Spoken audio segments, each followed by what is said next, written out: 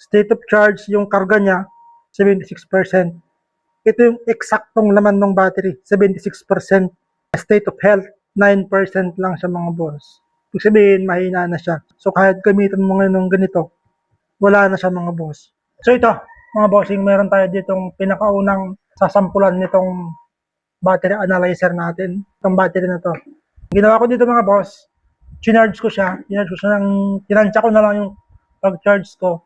Mamaya malalaman natin kung ilan yung state of charge niya. Kung ilang percent yung charge niya. Ito yung pinakauna niyang iti-test mga boss. Ayan. Mapaliwanag ko lahat mga bossing kung ano yung standing specs nitong battery na to. Kung ano yung health niya, yung cranking amps niya, yung volts niya, internal resistance mga boss. Basta, sasabihin ko lahat mga bossing. Tapos sasabihin ko rin dito kung kaya niya pang recover. Kasi ito, sa tingin ko, kasi ginagamit ko ito, tingin ko hindi na siya malakas, mahina na siya. Ito natin makikita mga boss, lahat na ng nangyari dito sa loob nitong battery to. Sa paglalagay naman ng clamp nito, tinan nyo lang yung sign, ito positive to, negative yan. Sa bagay kahit magkabaliktad to mga boss, hindi naman siya gana, hindi rin masisira itong analyzer at hindi rin masisira itong battery. Baliktaran nyo lang kung halimbawang nagkamali kayo. So yan na siya mga boss. Kusa na niyang na-detect na 12 volts yung battery. So i-okay nyo lang mga boss.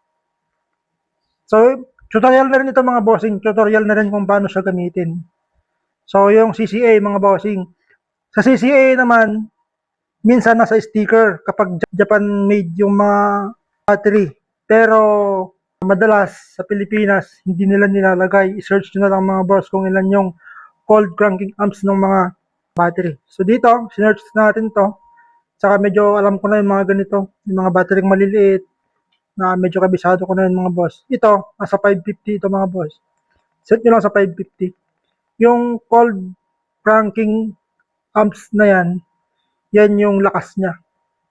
Kung kaya pa ba niyang mag-start ng sasakyan, ganun. Basta yan yung sipa niya mga bossing. So i-okay nyo lang.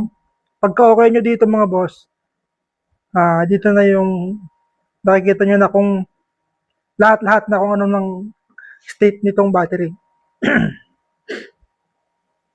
So ito nga pala mga boss, sinarge ko muna ito. Sinarge ko muna to bago ko ginanito para mas maganda, mas makita ninyo yung performance ng battery. So ito, yung CCA niya mga boss is 165. 165 out of 550. Ayan, so ibig sabihin napakababa na nung CCA niya. Sobrang baba na yan mga boss. Yan, sobrang baba na siya mga boss. Ito, kasa-charge lang ito. Tapos, yung volts niya, 12 volts. Ano yung mga boss? 12.46 pa rin yung volts niya. Pero yung CCA niya, ang baba na. Ayan pa mga boss. Poor. Yan. Yan. Tapos yung volts niya, 12 volts. 12.46. Resistance, yan mga bossing. Internal resistance yan mga boss. Kung mas mataas, mas pangit. Pag mas mababa, mas maganda sana. Maganda pa siya mga boss. Wala pang pumipigil sa lakas niya. Kung tutusin, wala pang pumipigil. Kaya lang, mahina na talaga siya. Ayan, state of charge. State of charge, yung karga niya, 76%. Ito talaga, makikita mo talaga dito yung laman ng battery. Ito yung eksaktong laman ng battery, 76%. So, hindi pa siya full charge mula nung charge ko kanina. State of health. Health mga boss, health. Ito yung kalusugan niya. Kung ano siya ngayon, 9% lang siya mga boss. Ibig sabihin, mahina na siya. So, kahit gamitin mo ngayon ng ganito, wala na siya mga boss.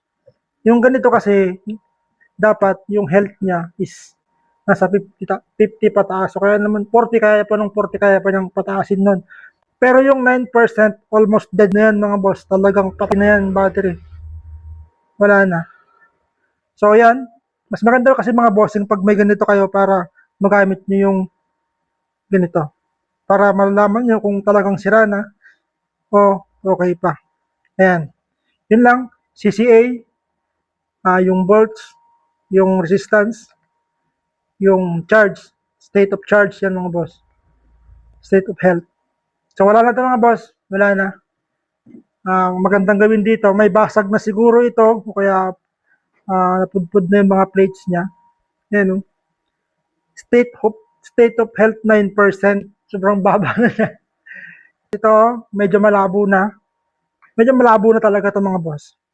Kita niyo mga boss, eksakto lahat. Kaya itong basahin lahat ng eksakto yung laman ng battery. So na mga boss,